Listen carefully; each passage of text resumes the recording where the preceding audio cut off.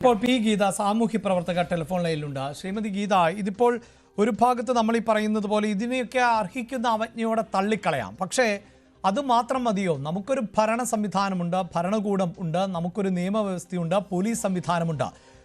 സ്ത്രീകൾക്കെതിരെ പൊതു പ്ലാറ്റ്ഫോമുകളിൽ ഇത്തരം പരാമർശങ്ങൾ തുടരുമ്പോൾ ഇത് നമ്മുടെ ഭരണകൂടം കാണുന്നില്ല, ഭരണകൂടത്തിന് ഇതിനൊക്കെ പരിമിതിയുണ്ട് എന്ന നിലയിൽ പറഞ്ഞ് ഒഴിയാൻ പറ്റുന്ന ഒന്നാണോ ഇത്? തീർച്ചയായിട്ടും അല്ല. കാരണം സൈബർ സ്പേസിൽ നടത്തുന്ന അറ്റാക്കുകൾ ഒക്കെ തന്നെ വളരെ പ്രധാനമായിട്ടുള്ള സംഗതിയാണ്. കാരണം ഏറ്റവും പുതിയ രീതിയിൽ ഡെവലപ്പ് ചെയ്തിട്ടുള്ള ഒരു സ്പേസ് ആണ് സൈബർ സ്പേസ് എന്നുള്ളത്.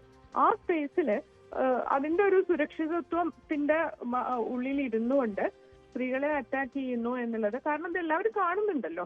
കാരണം ഇത് ഇവിടുത്തെ ഏതെങ്കിലും അധികാരികൾക്കെതിരെ എന്തെങ്കിലും ഒരു പരാമർശം വന്നാൽ പിറ്റേ ദിവസം അയാള് പോലീസ് വിളിച്ചു കൊണ്ടുപോകുന്നുണ്ടല്ലോ.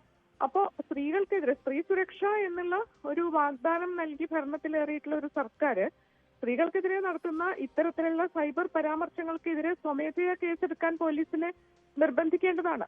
ഇനി അങ്ങനെയല്ലെങ്കിലും പരാതി നൽകുന്ന സമയത്ത് അതിനോട് റീസണബിൾ ആയിരിക്കണം. കാരണം ഇതൊക്കെ ഞാൻ എഴുതിയതൊക്കെ കവിതയാണെന്നൊക്കെ പറഞ്ഞാൽ സ്ത്രീവിരുദ്ധമായ സാഹിത്യവും സിനിമയും പോലും ചോദ്യം ചെയ്യപ്പെടുന്ന ഒരു കാലത്ത് പിന്നെ ഈ സോഷ്യൽ മീഡിയയിൽ മാത്രം ഇങ്ങനെ സ്ത്രീവിരുദ്ധമായ കവിതകൾ എഴുതിക്കൊണ്ടിരിക്കാനുള്ള അവകാശം ഏതെങ്കിലും പ്രത്യേക ആൾക്കാർക്കുണ്ടോ? അങ്ങനെ ഒരു പ്രിവിലേജ് ഉണ്ടോ? എനിക്കറിഞ്ഞൂടാ. അങ്ങനെ അത്തരത്തിലുണ്ട് എന്ന് തോന്നിക്കുന്ന വലിയ തരത്തിലുള്ള ക്രൈമാണ് എന്നാണ് എന്റെ അഭിപ്രായം. അപ്പൊ ഗവൺമെന്റ് ഇതിൽ ഇടപെട്ടുകൊണ്ട്, കാരണം ഗവൺമെന്റിന്റെ പ്രൊട്ടക്ഷൻ ഉണ്ട് എന്നുള്ളത് കൊണ്ട് താനൊരു പ്രത്യേക കമ്മ്യൂണിറ്റിയിൽ പെടുന്ന ആളാണ്, തന്നെ എല്ലാവരും സംരക്ഷിച്ചു കൊള്ളണം എന്നുള്ള ഒരു രീതിയിൽ അങ്ങനെ ചെയ്യുന്നതിലെ ഒരു ശരികേടുണ്ടെന്ന് എനിക്ക് തോന്നുന്നു. അതാണ് ശ്രീമതി പി ഗീത.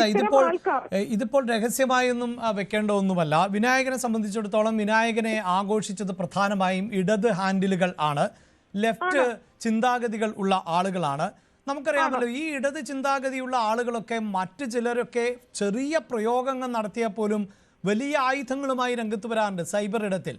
ഈ വിനായകൻ ഇത്തരം തെറിയഭിഷേകം നടത്തുമ്പോഴും പലരും അത് കേട്ടിട്ടുമില്ല, കണ്ടിട്ടുമില്ല എന്നൊരു മട്ടാണ്.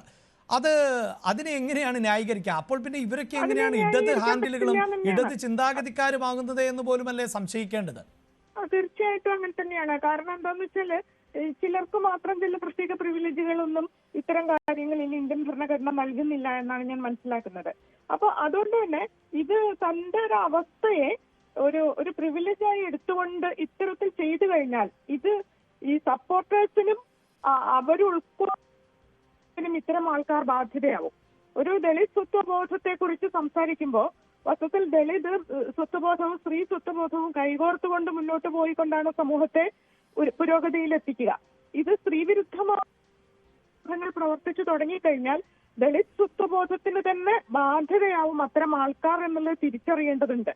ഇത്തരം ആൾക്കാർ ഒരു സാമൂഹികമായിട്ടുള്ള പൊതുസമൂഹം അവരുൾക്കൊള്ളുന്ന കാറ്റഗറിക്ക് തന്നെ അത് ബാധ്യതയായിട്ട് മാറാനാണ് സാധ്യത. അതുകൊണ്ട് ഇത് ചെക്ക് ചെയ്യപ്പെടണം എന്ന് തന്നെയാണ് എന്റെ അഭിപ്രായം.